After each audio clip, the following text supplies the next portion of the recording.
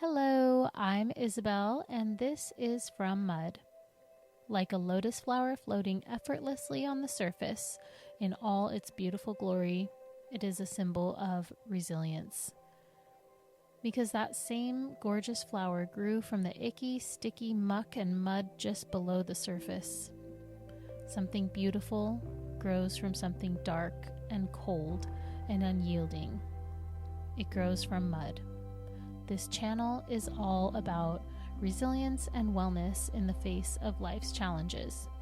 Thanks for joining. Disclaimer. The information I provide here is not intended to be a substitute for medical advice from a provider, so the information you get here is intended to provide you with an evidence-based approach to health and wellness topics, and I am certified to teach in those topics, to provide education and coaching in those topics, but I myself am not a medical provider, so please keep that in mind and confirm with your medical team that the recommendations I ever give on here are safe for you considering your personal case and your medical conditions. Hello, happy February. It is Heart Health Month. It is Cancer Prevention Month. Anyone who knows our story knows that Justin, my husband who passed away in 2024, passed away from kidney cancer, a very rare and aggressive type of kidney cancer, so that is extra special to me. I wanted to talk a little bit today. Something else happened this week. We had kind of an unfortunate, not kind of, but we had a very unfortunate incident happen.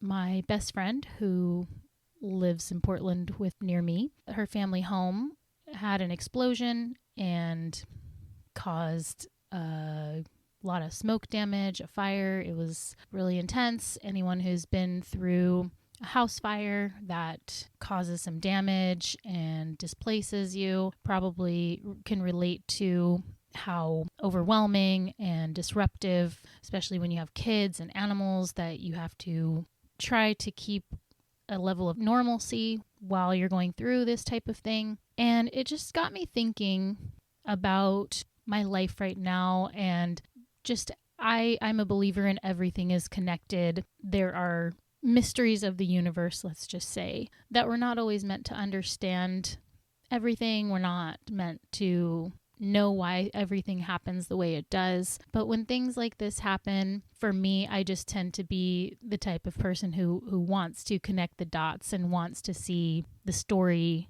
in a way that makes sense to me. I think a lot of people probably are also like that. But yeah, it just really got me thinking about what's important right now. And in this time, we're in a pivotal time in U.S. history, in world history. We're in a pivotal time personally in my life.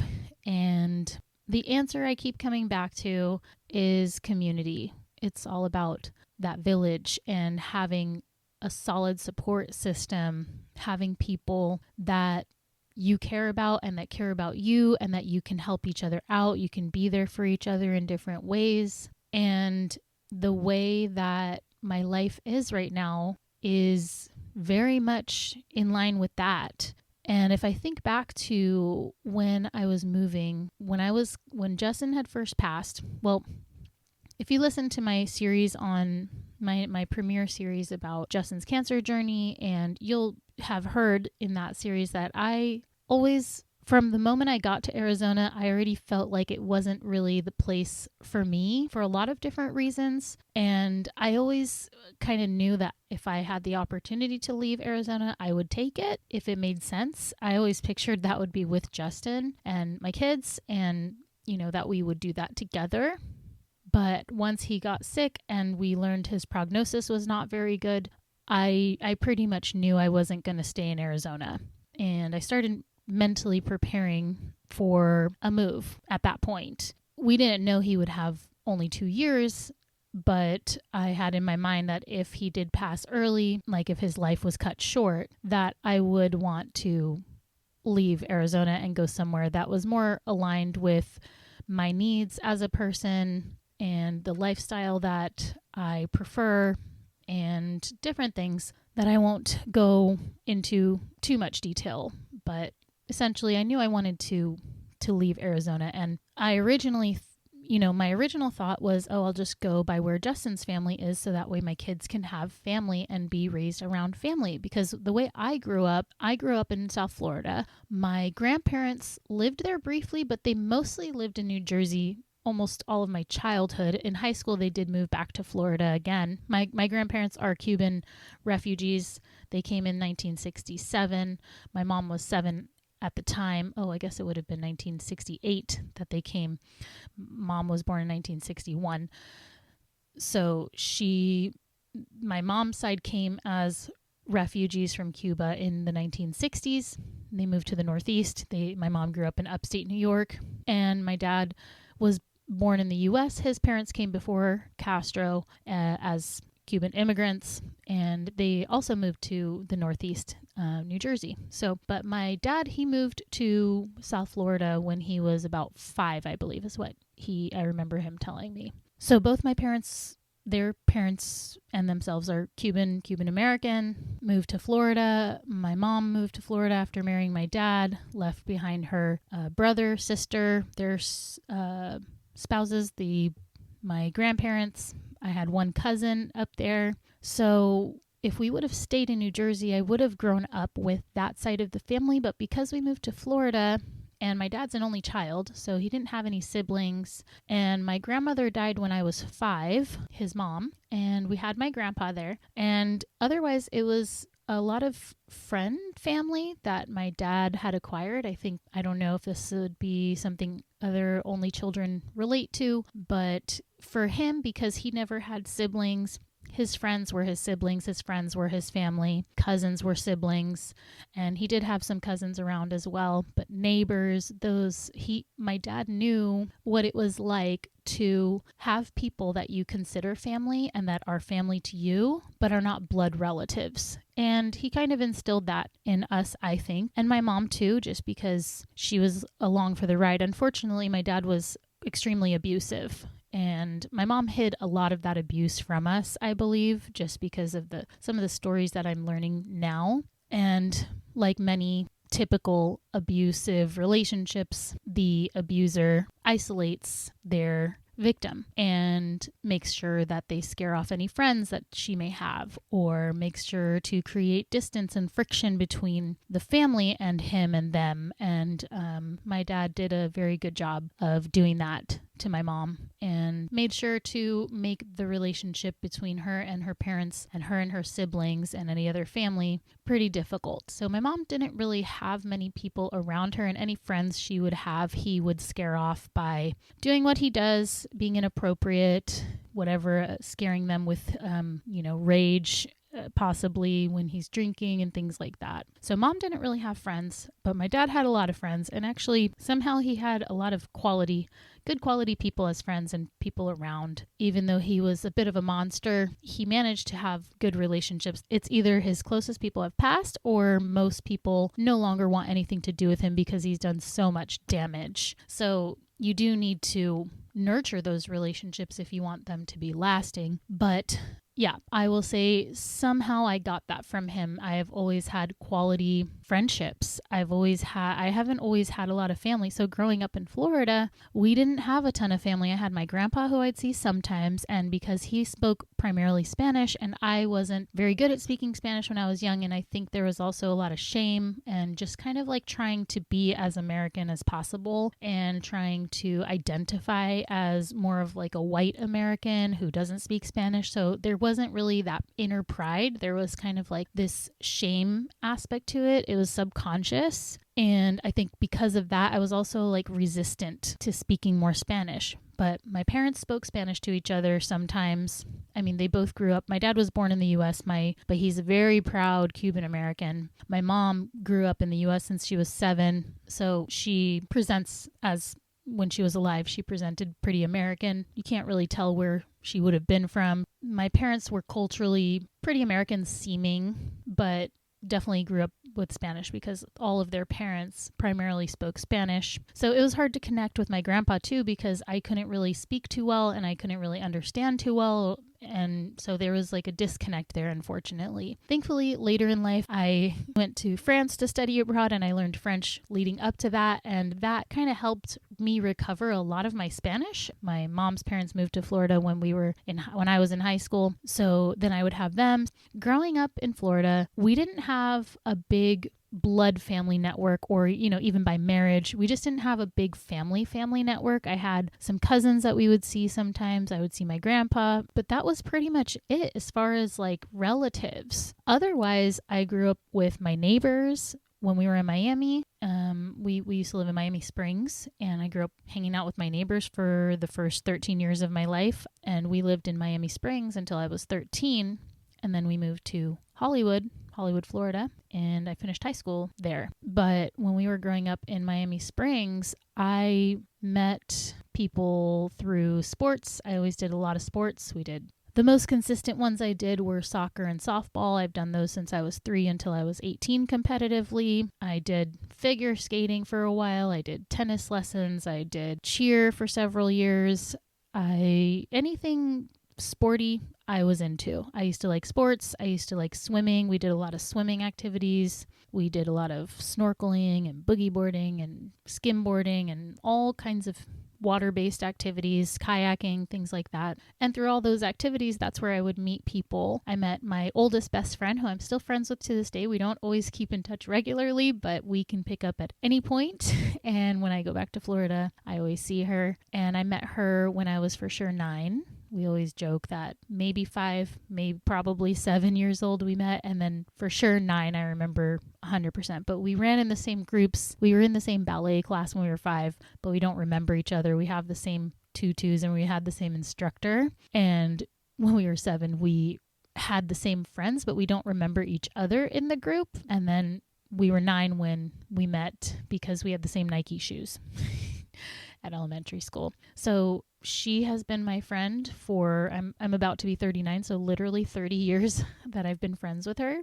Along the way, then we moved from Miami Springs to Hollywood, and I met my best friends, several friends that I'm still friends with now, especially in high school, including my best friend who I've been best friends with since I was 15. She's the one who basically inspired me to move to Portland because we knew we would have a life together. And that was something I never pictured, was being able to do life together with one of my oldest best friends. So I've always been able to truly consider my friends my family, because I've been in touch with my friends since such a young age, since high school, since college. I've been able to maintain some really good, solid friendships for 20 to 30 years, a lot of people.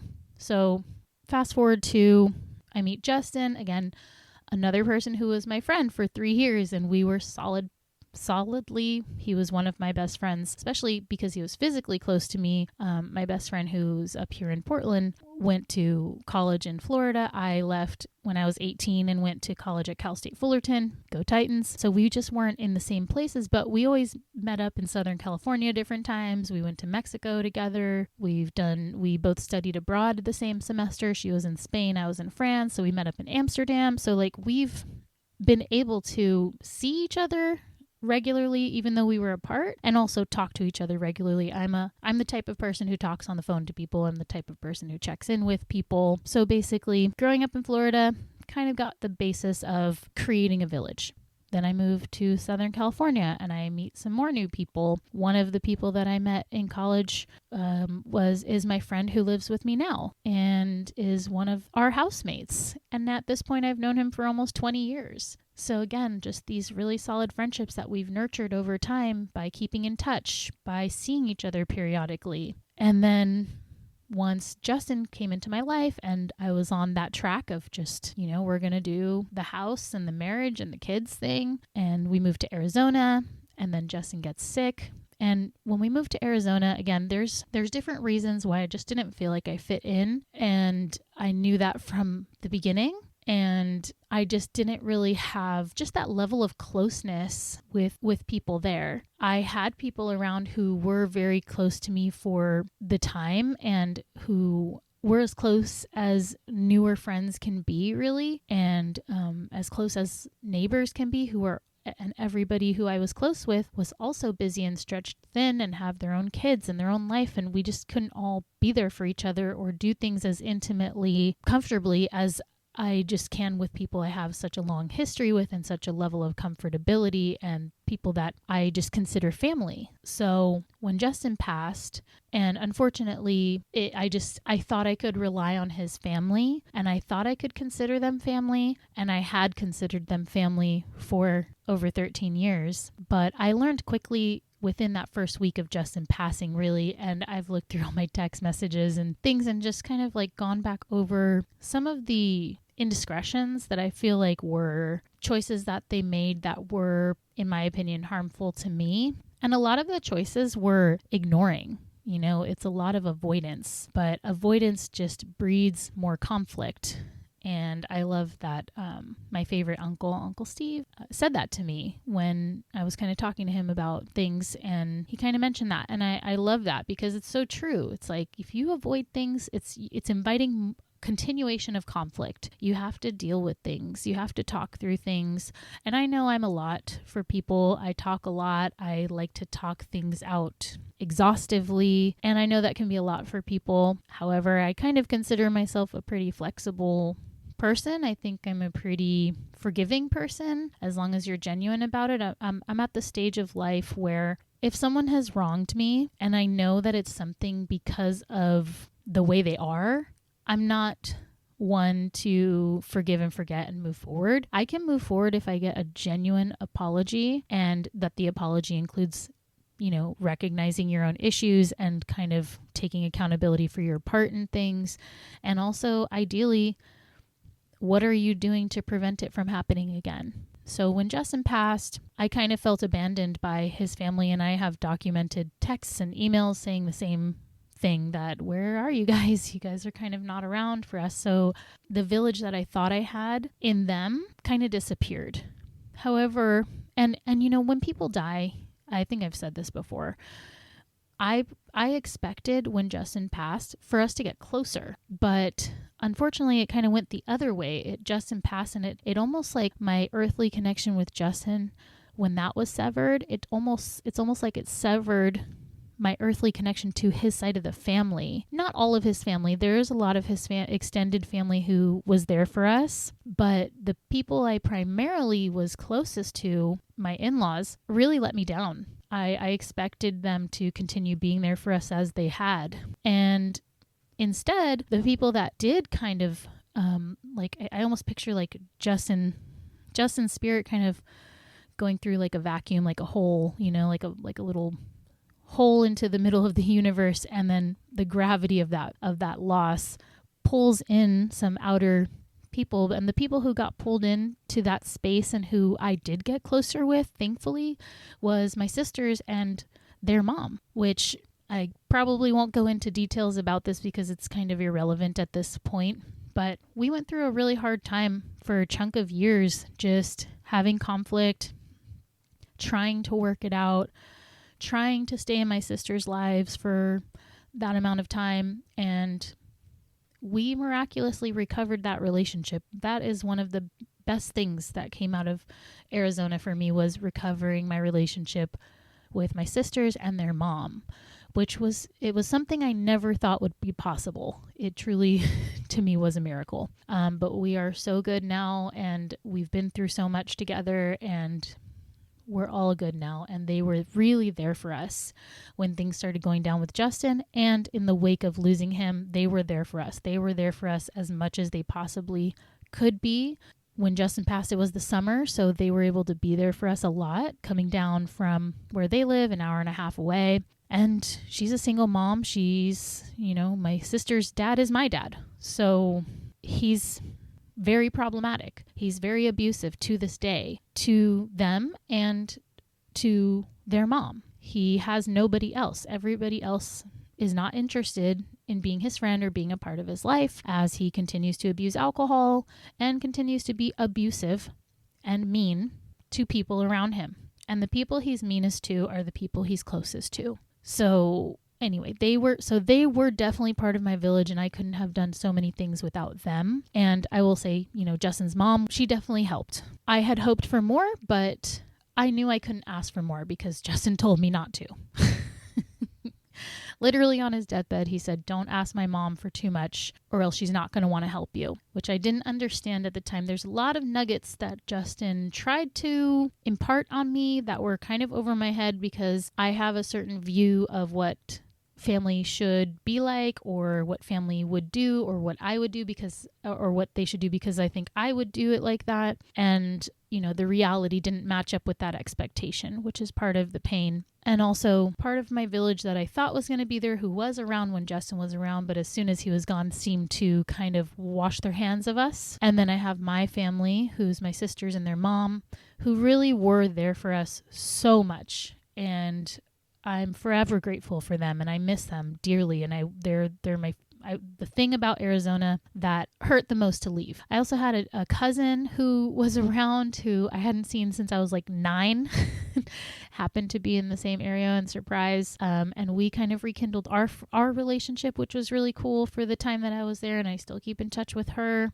And my dad was helpful for a little while. I would say maybe like 2 months, you know, including the time frame from when Justin was going down up until we started baseball and he insisted on coaching my son and started going downhill after that. I knew it would, but I felt like he had done a lot for us and he had really been there for us during that hard time, the really hard time when Justin was going down. And so I just figured, you know, I'll just let him be around until he, you know, inevitably does something that pisses me off. And then I can just be like, okay, you're done. And I knew that it would happen. And it happened on Halloween, which is his birthday. And he decided to drink at my house, which is my number one rule with him, to not drink at my house. And there were other issues, but that was the main thing. He was drinking, and I suspected that he also might have been driving either while under the influence or drinking earlier in the day and still maybe having some remnant influence, and then driving my sister, who was 15 at the time, or 14 at the time, actually, I think.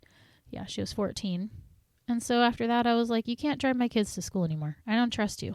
You know, you can't stop drinking for nothing. So you can't drive my kids around. So then I didn't have the help driving my kids to and from school. And so it was just me and Justin's mom who was able to help me because, again, I didn't have a support network really. My sisters, they're teenagers and preteens, and they have school and they're an hour and a half away. They can't help with pickups and drop-offs regularly. My dad is an abusive alcoholic.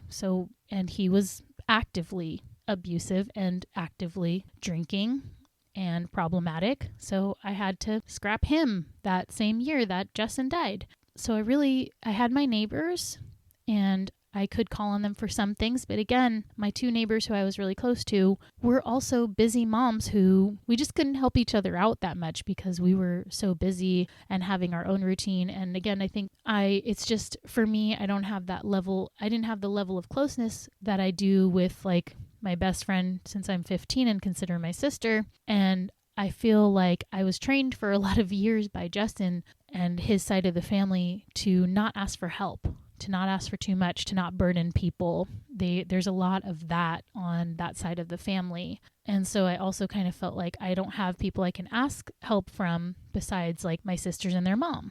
And I would have my dad, but it always comes at a cost, and it's not worth it to have to deal with him in my life. It was much more stressful to have him around than to not.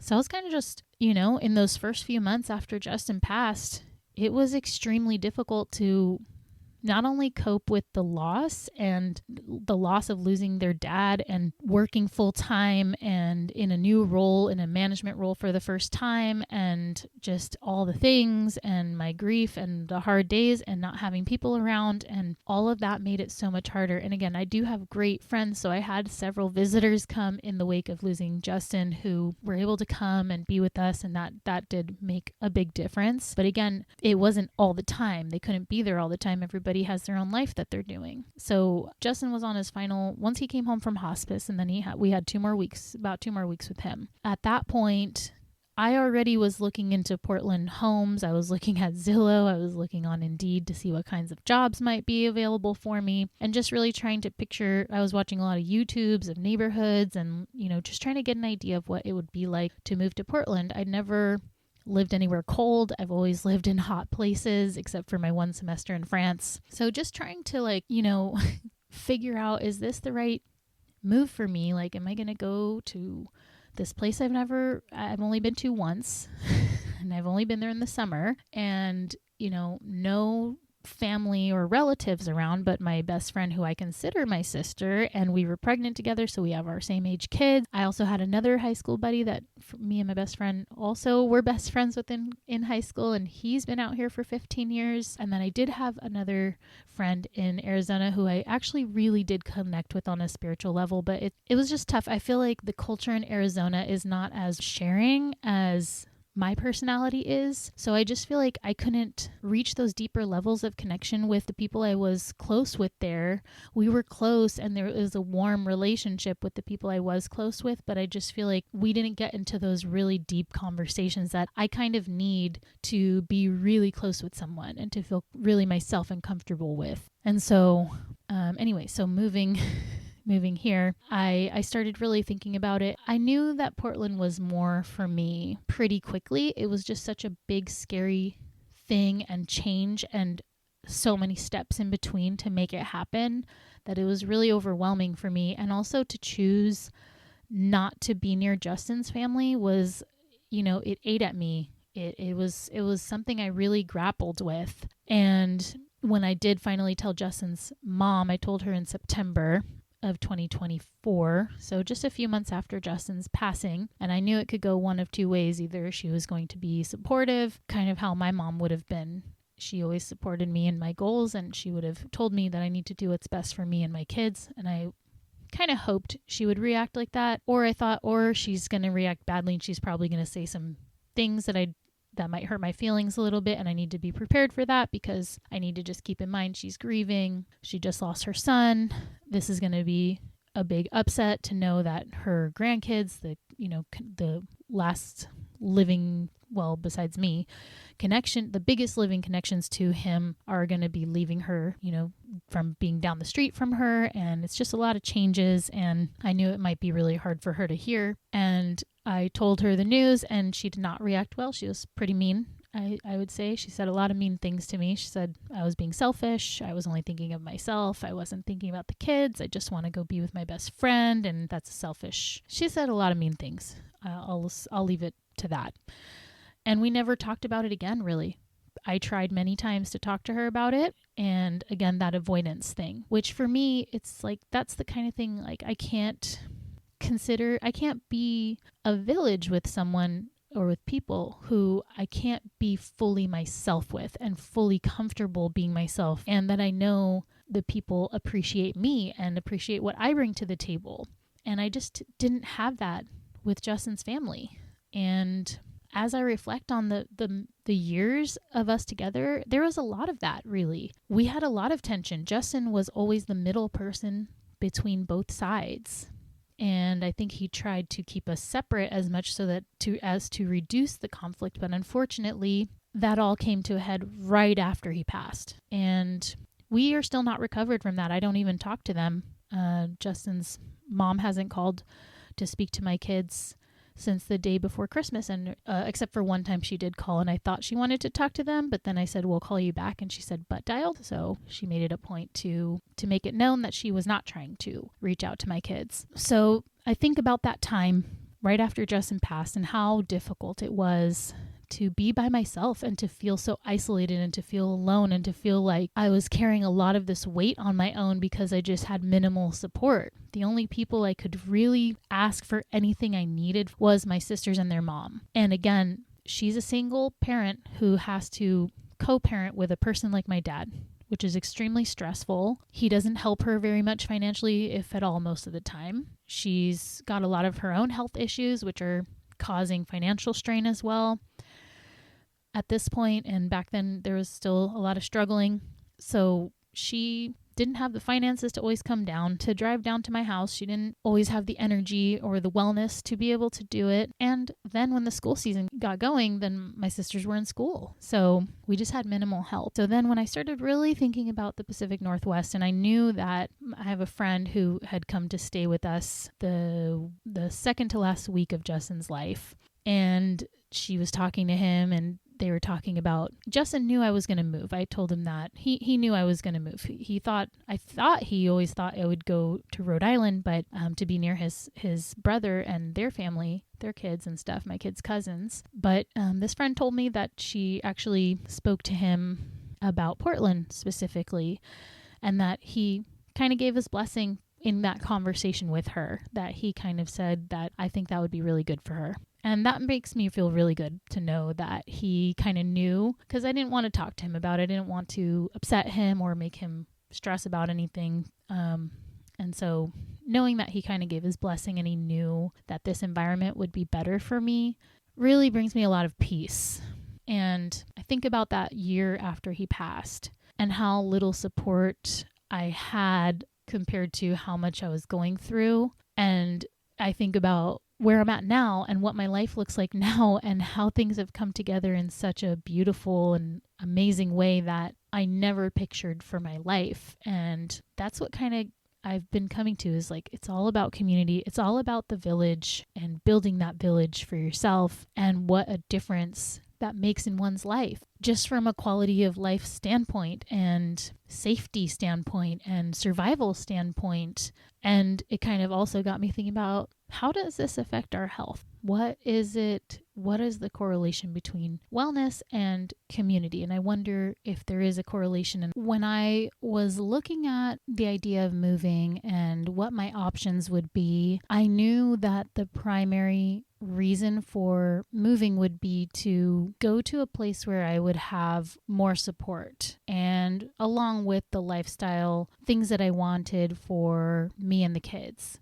And my main options would have been going to Rhode Island, where Justin's family is, or going to Southern California, to the Palm Springs area, where I do have some friends there and a couple friends with kids that my kids could grow up with. And Portland would have been the other option. I only thought about Florida for 1 second just because I'm from there. I really don't have a network there that I'm closer with than the other places. And also, I'm just not really willing to live in Florida for similar reasons to why I don't want to live in Arizona. So I nixed Florida pretty quickly. I nixed Palm Springs because of the heat. And I nixed Rhode Island because over that last year of Justin's life, I started collecting observational data in my own mind that culminated the week that he passed, and the immediate few weeks after he passed as well was enough data for me to make the decision that at the very least, by process of elimination, Portland was going to be the best choice for me. And just the idea of being able to raise my kids with my best friend and her kids and her family and her friend network that she's been building here. And I was able to, the way it kind of worked out is like, I moved here. My brother ended up moving in with me. He's 2 years younger than me. And he ended up moving in with me from Florida in March.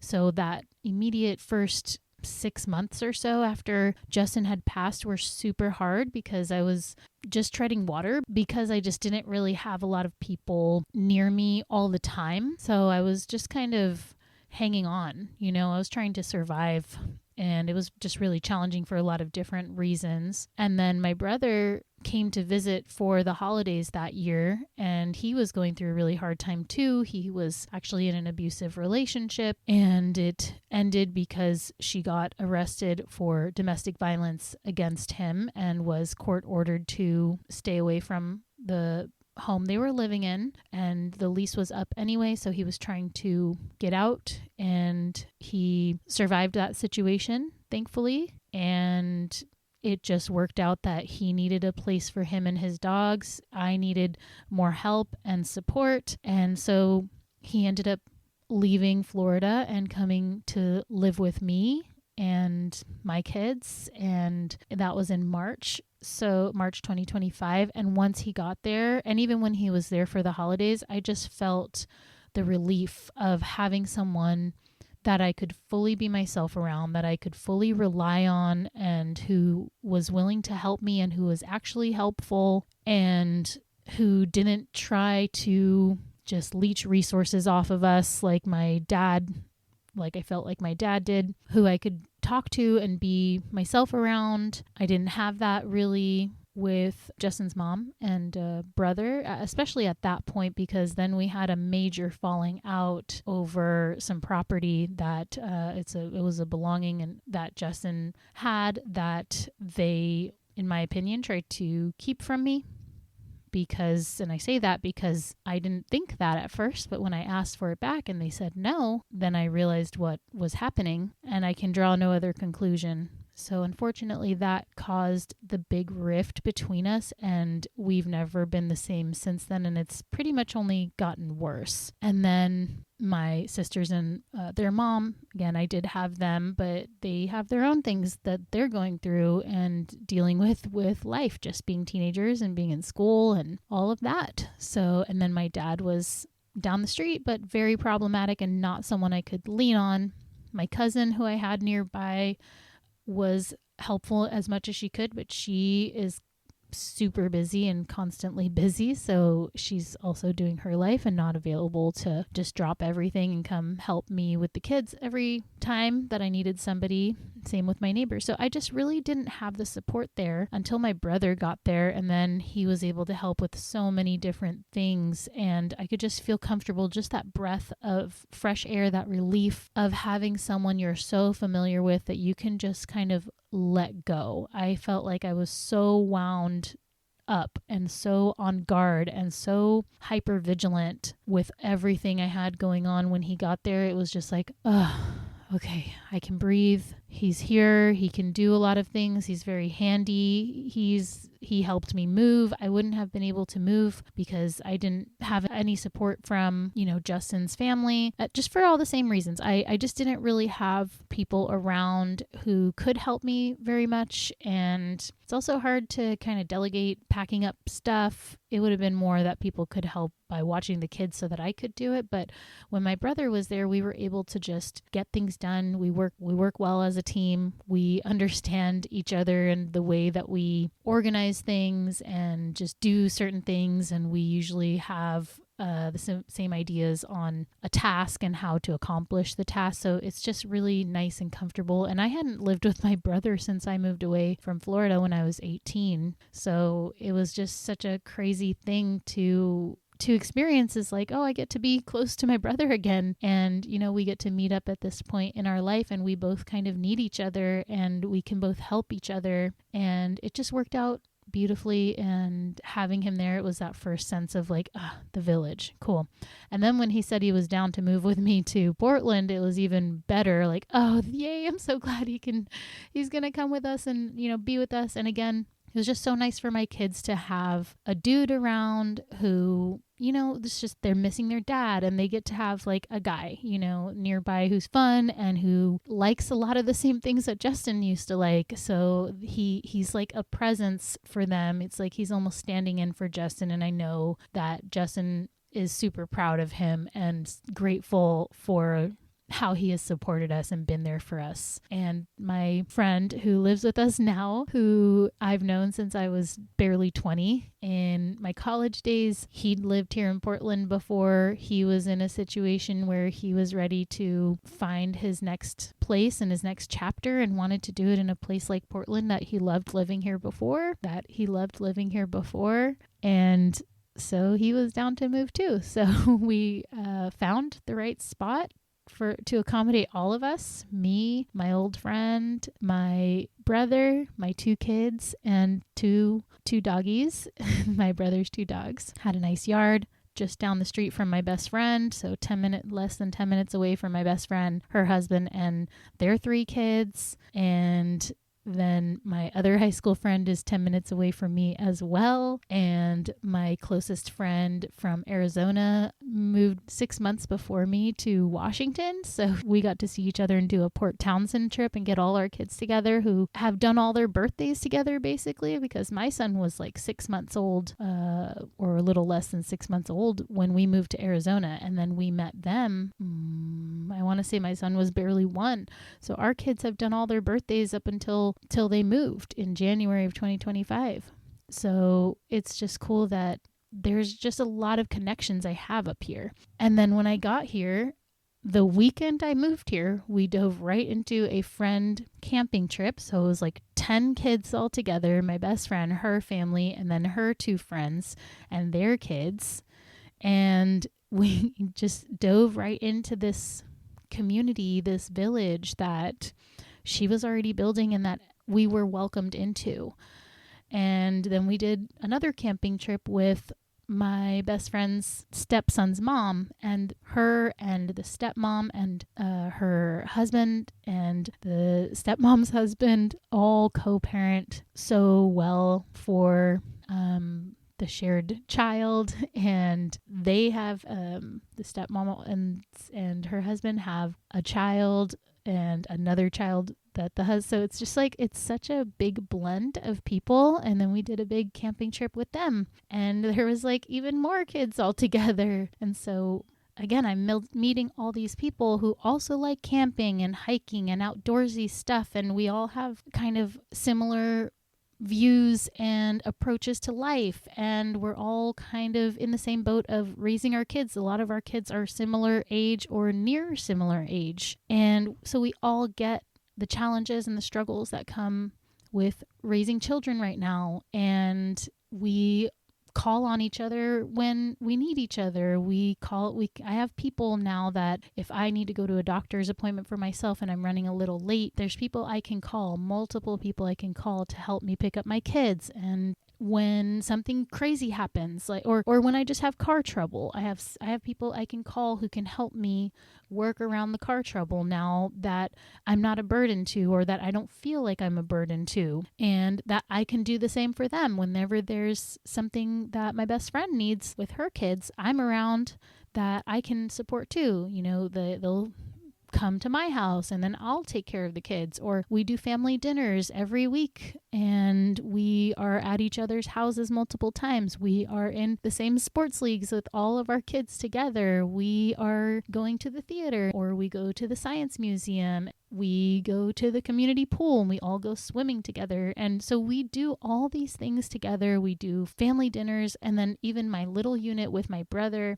and my friend and my kids all get to have all these people around, different people that they can trust and that will take care of them and who care for them and who are good with them and who take a little bit of the load off of me. Whereas I think the vibe, if I had gone the Rhode Island side, I think the vibe would have been more, I need to plan to do things all by myself and need to ask for as minimal help as possible. I need to burden people as minimally as possible. I can't just come over whenever I want because I'm not welcomed there whenever I want. There's a start and end time to a hangout, or, you only come over when you're invited. It just would have been a whole different vibe. And some people prefer that. I'm realizing that for me, that life would have been so unnecessarily hard and isolating.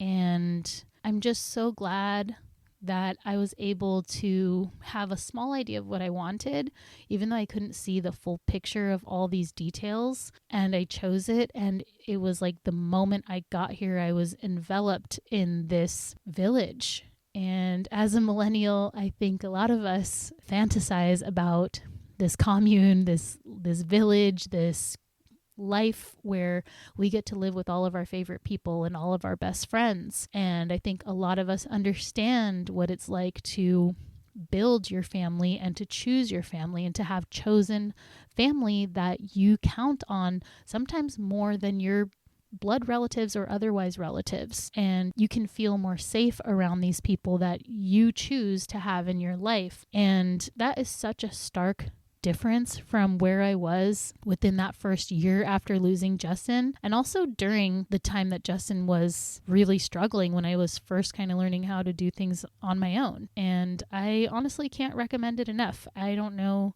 if there's anything I could have done differently. I think it all happened the way it was supposed to, but I can just say that it feels much better having people around to go through the hard things in life, to celebrate all the major things in life, to just enjoy life together, do activities together, rely on each other, help each other, be there for each other, just be there to do birthdays together, to do the holidays, Christmas time, and all of that stuff together. Those things, having those type of people around just enhances all of the good things and makes it so much better and makes the hard things so much more manageable. And that's just my perspective. And then I did also, just because I'm a health nerd, had to look it up and see what the research says. And I'll keep this part brief because I'm not going to deep dive into this, but just from initial searches, yes, having a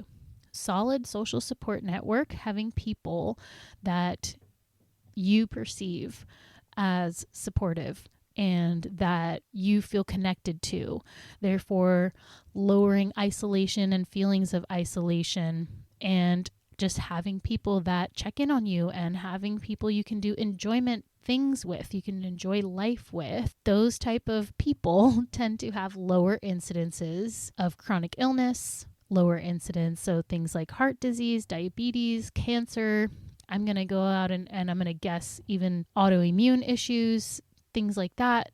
You tend to have lower rates of those things. And a separate thing, when I was talking a little bit about stress a few episodes ago, I had gone looking at the annual Stress in America. It's an annual review that American Psychological Association, one of these associations, I might have posted it or something, did on what is most stressful. What are the things that are most stressful for U.S. Americans? And in 2025, the number one stressor had to do with division in the country, things like the news and just the divisiveness, the division among the population, and just like the unrest. And then related to that was also like isolation, and the people who felt more isolated were experiencing higher amounts of stress and were associated with higher levels of chronic illnesses as well.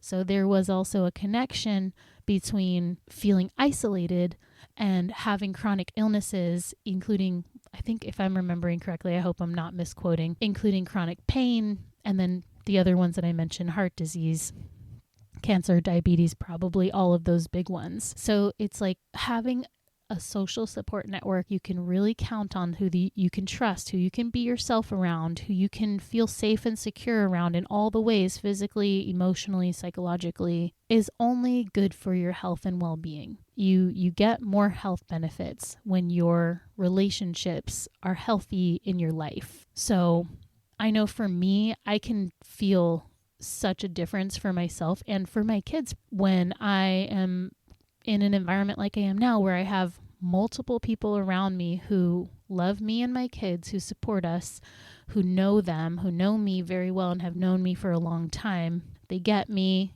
feeling understood. I know for me, feeling misunderstood that is what makes me feel the most lonely and most isolated, is when people don't get me, people don't understand me, and I'm trying to help them understand and they just don't get me or don't care to. That is the most painful thing. And I think that was part of my biggest issues with Justin's mom and brother and his husband as well. I think they don't get me. I think that's what it is. I think they don't get me. They don't see the value in knowing me and getting to know me, and I don't think they think I contribute really anything to their lives. Again, I could be wrong on all of these things. I have no idea. I've tried many times to have actual conversations with them, but they avoid me. So I just don't know, but this is my perception. I think they don't see me as a person who adds value to their life, and that's why they don't want me and my kids in their lives. So just being in a place, like, it's such a stark difference to be in the place I am now, in an environment that I prefer. It's not as hot, just environmentally, and we can do all the outdoorsy things that we like to do. I'm with people who get me, who accept me, who like my kids, who love my kids and accept them, who welcome us in, who are there for me, who I can be there for, who we can all have this kind of exchange and be together and talk and do real talk, not just surface talk. I've found my place, and I feel so lucky to be in this situation, and I can't help but, thank Justin and his support from the other side. I'm a spiritual person, so I just don't believe anything is a mistake, and I think that although I pictured a totally different life, and this life that I'm living, I never pictured it because it wouldn't have been possible with Justin. We would have been on a totally different trajectory, but the way things all played out is what made this possible. So it's like those silver linings, I guess you can kind of think of it that way. It's like, out of this tragedy, out of this craziness and this pain came, that's why I chose the lotus and, my title From Mud, because out of this darkness and this heaviness and this sadness is something really beautiful took root and was building. And I'm living that out right now in this environment with people that make me happy to be around, that love me, trust me. I trust them. I love them. I'm there for their kids. I'm there for them. I'm able to support when things get crazy, when life does what life does, which is throw curveballs at you sometimes. And also for all the good things, all the happy times that you are so much better when you share it with people you want to share it with. So I just wanted to share some of my thoughts on that because it's really become so clear and so obvious. And this village that a lot of us value and, doing things, pulling yourself up by your bootstraps and not asking for help and being independent, ultra independent and being isolated. And we now see that that is not good for our health. That is not good for our well-being. That is not the way humans have historically gone through life. The way is the community. The way is the village. That is how we stay safe. That is how we stay happier and more supported. And life is just better lived when you share it with people you love. So I'm going to end this episode with something I haven't done in a while, which is a little gratitude practice. And I'm actually and maybe even like a little mini meditation, gratitude meditation. So if you are in a place that you can do this, great, join us. If not, bye. I'll catch you later. And you can always come back to this and listen to it later. So if you're still with me, go ahead and get yourself into a comfortable seated position or lie down, whatever is good for you, or even standing is fine as long as you feel comfortable. And I always like to start with a bit of grounding. So I like to put my feet in a way either flat or right now I'm in a chair that doesn't reach the ground, but that's fine. But I got myself in a good, stable, comfortable position. And I actually like to picture roots coming out of the bottom of my feet. And so I breathe in and I picture that root going all the way down to the core of the earth through the ground. So breathe in and exhale. The root goes through your feet. It's part of your feet. And I picture it going, and just keep doing your deep breathing and I'll kind of walk through the imagery and just focus on slow, deep, nourishing breaths through your nose. Hold for a couple seconds at the top and then slow exhale through pursed lips. So I always say this to my kids, but smell the flowers, blow the candles.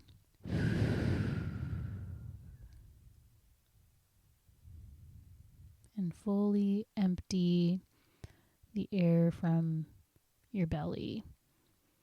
And we're trying to focus on not scrunching your shoulders upward to your ears. Make sure those are nice and relaxed down.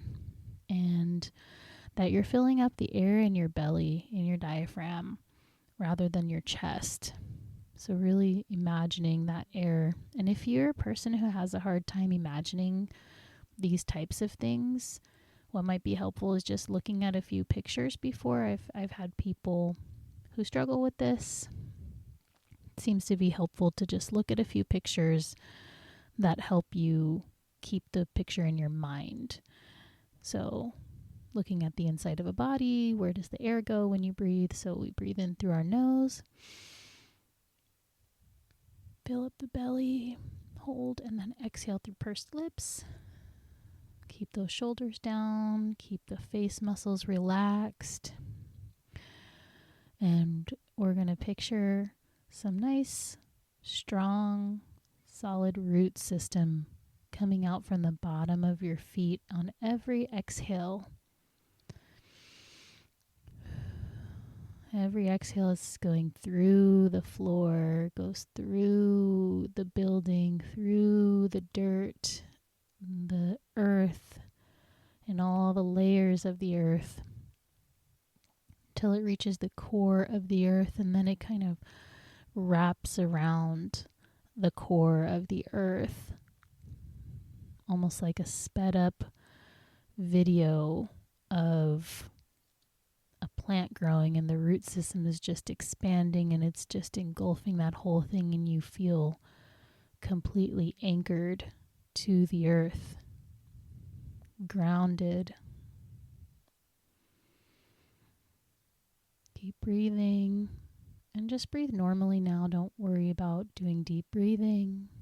Just do regular deep breaths, but really focus on that feeling of being grounded and connected to this earth. You might be many stories high, but your root system went through all those layers of the building, through the foundation of the building, through the earth's crust, through all the layers of the earth into the core, and now it's completely engulfed that core, and you are so deeply grounded to this earth.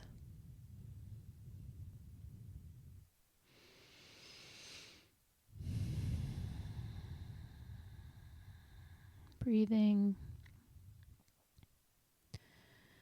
And I like to picture a gold, sparkly, white, pure light coming through from the earth's core, up through the root system that is connected to you, into your body, and it starts to just slowly fill up your body and fill the inside of your body with that same sparkly, gold, white, divine light, whatever that means to you. And breathing in on the inhale, now we're going to be kind of allowing that light to come through the root system into your feet. Breathe in. It reaches up to your shins, and it's slowly expanding, almost like a fog, or like a syrup or something, whatever makes more sense for you, but letting it kind of fill up your legs into your knees. Fill up into your thighs. Still expanding, gold and sparkly light. Inhale into your hips and your pelvis, your glutes. Sparkly gold white light. And breathe in, and it's filling up your belly, your lower back.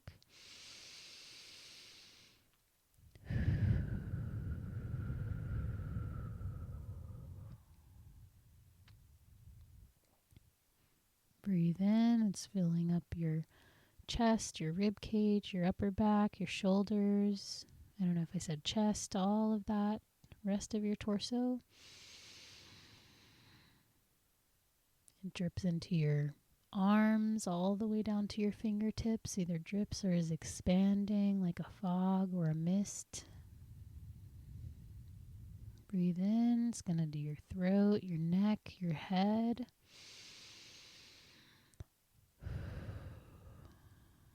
Make sure your jaw is relaxed, shoulders are relaxed, no tension anywhere in the body. Give it a little shake out if you need.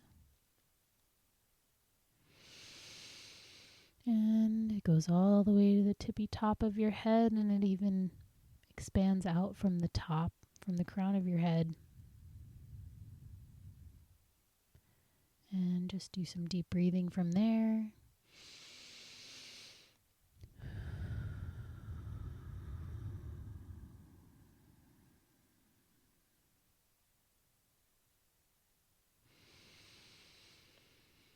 And in your own mind,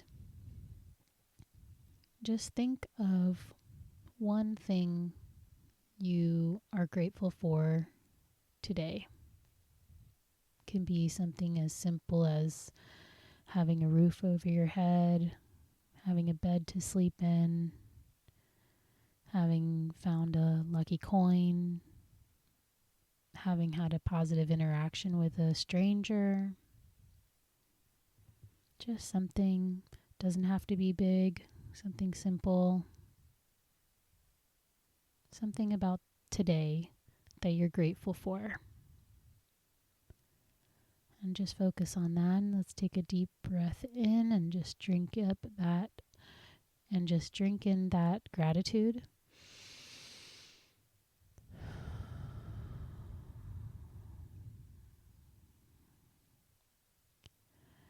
Now let's think of one person that we are grateful for in our life. And if you were grateful for a person for your first thing, go ahead and pick a second person. And it could be a person in your present life, in your past. It could be someone who's already passed away. It could be a celebrity that you admire, your children, just an animal, someone that you are grateful for knowing or having known in your life. Go ahead and bring that person to mind and just focus on them, and silently in your mind just tell that person thank you and tell them why you're grateful for them if you feel called to do so. And go ahead and take a deep breath in and express that gratitude for yourself, for that person.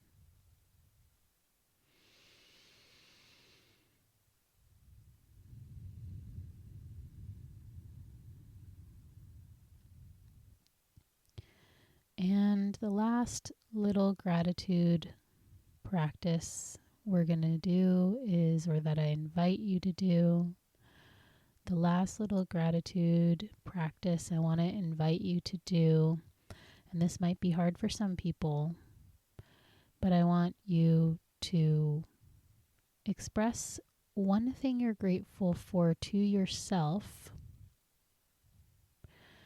And again, this can be small, this could be something big.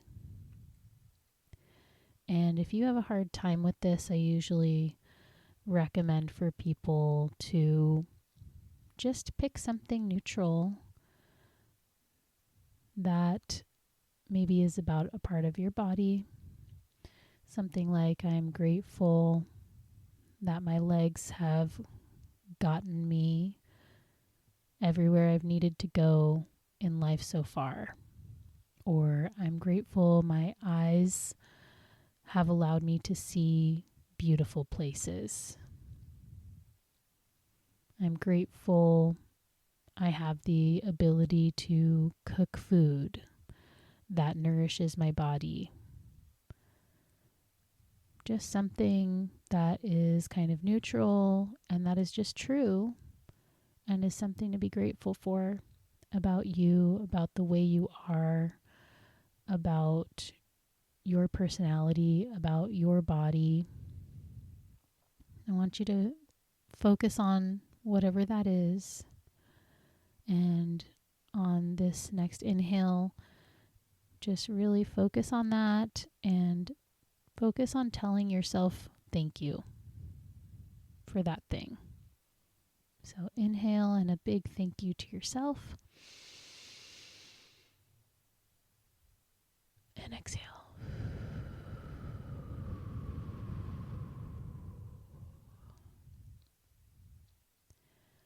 And at this time, we're going to go ahead and conclude our practice. So just gently open your eyes if they're not open already. Start coming back into the room. Start noticing where you are. Start wiggling your fingers and toes.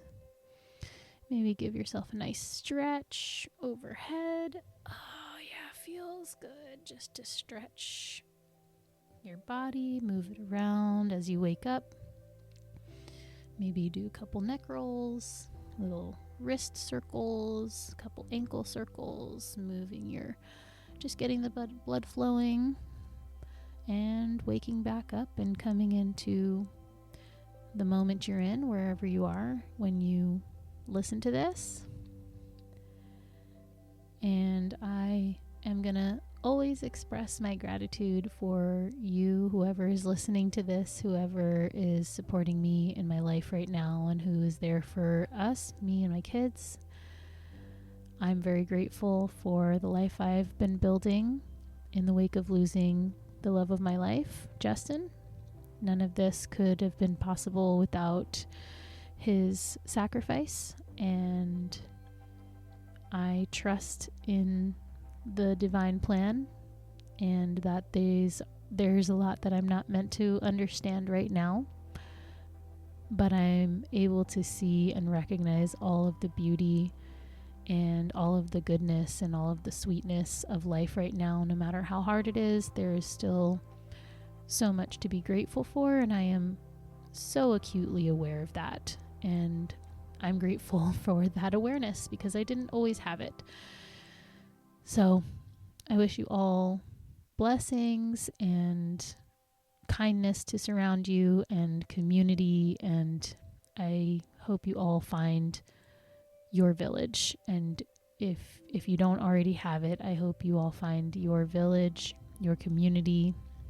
For those of you who do have it, I'm so happy for you. We all deserve that. We all deserve to feel connected and safe and secure and supported and seen and understood. So that's what I wish for everyone. Until next time, bye everyone.